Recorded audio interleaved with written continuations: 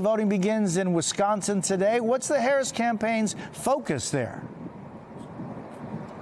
Well, good to be with you, Jose. Wisconsin is voting now, so it is really underway. It's from turning expectations into real action, trying to get voters, especially in communities that are building the blue wall the Democrats need for the vice president if she is to win this election. Here in Madison, the state capital, it is known to be a stronghold for Democrats, and so part of the strategy is trying to reach out into the suburban areas and to try to trim some of the rural support that they know typically goes to former President Trump. So today at this venue, later this afternoon, we're here early. The former president, Barack Obama, will be here with Governor Walz. And part of that message is for Obama to tell the Harris wall story in a way that can be effective. And I've been on the trail with the former president, and he talks a lot about Donald Trump and what Barack Obama says is his unfitness to serve another term. So that is part of what we expect today. When it comes to trying to fortify among those voters in the suburban areas, one thing that the Harris Walz campaign points out is among all the types of voter blocks, those voters who live in the suburbs who are perhaps a bit more mature, they've got mortgages to pay, they've got kids in school, they're concerned about a whole range of issues, that they are reliable voters. They don't sit home typically. And so they want to make sure they are trying to convert any of the voters who might have been interested in Nikki Haley, for example, as a Republican, those disaffected Republicans, as well as shoring up the Democratic base and turnout. And certainly Barack Obama has been talking to African-American men and men broadly, because, of course, we know there is a gender gap in this race that has been borne out by polling, showing that Donald Trump is more effective among men and Kamala Harris among women. Harris, of course, also strong among college-educated voters. This, of course, is a college town as well. Jose?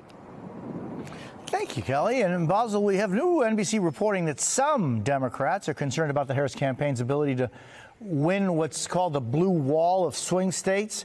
The vice president needs to win an election. A senior campaign official telling NBC News, quote, there has been a thought that maybe Michigan or Wisconsin will fall off, and stress that the bigger concern is over Michigan. Basil, how critical are these states? Well, they're very critical, but I would also acknowledge that because the vice president has raised tremendous amounts of money, over $1 billion or more, that she has multiple paths to victory that they probably did not have back in the summer.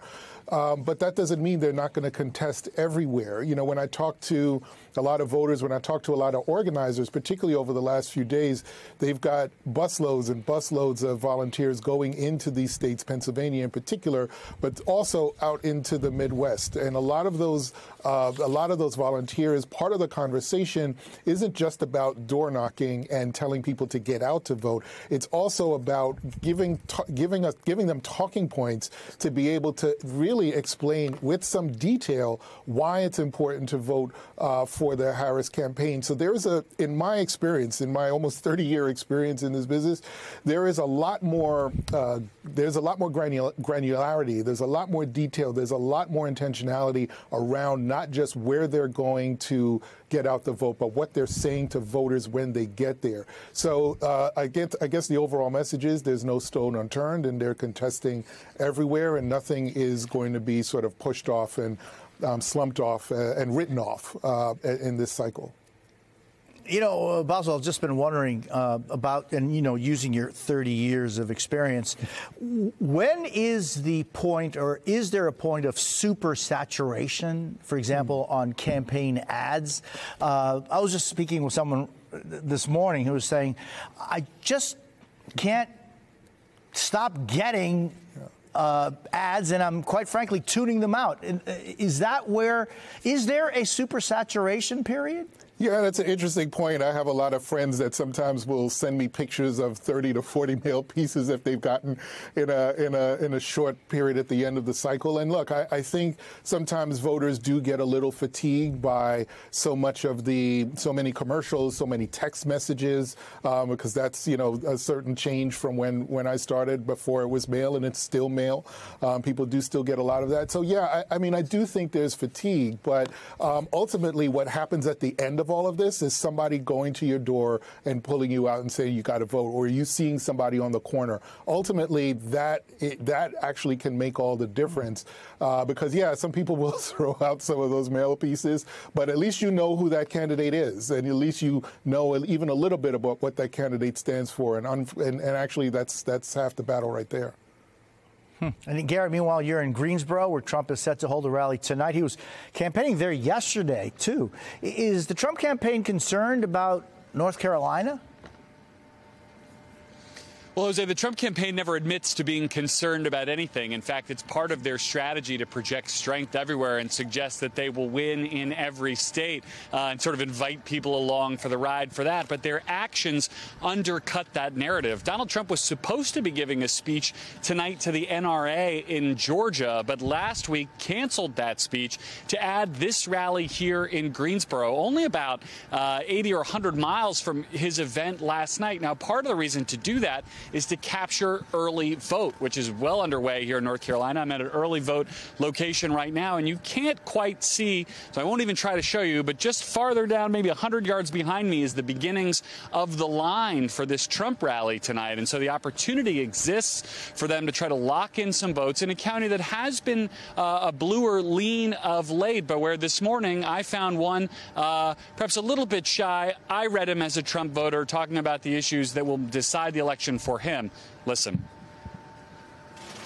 But what issues are most important? The economy and the problem with illegal immigration and the high crime. Do you have confidence that this election will be fairly decided? I sure hope so. I have some confidence, not 100%. I guess we'll see. Jose, that last bit I think is so important, the we'll see. I have heard some confidence, some skepticism from voters of both parties that I've talked to in this state since we got here yesterday. The way in which Trump continues to lie about the 2020 election has been pervasive among voters in both parties. I think everybody's looking over their shoulder as they cast their ballots, be it now or on Election Day, to make sure things get counted and counted properly.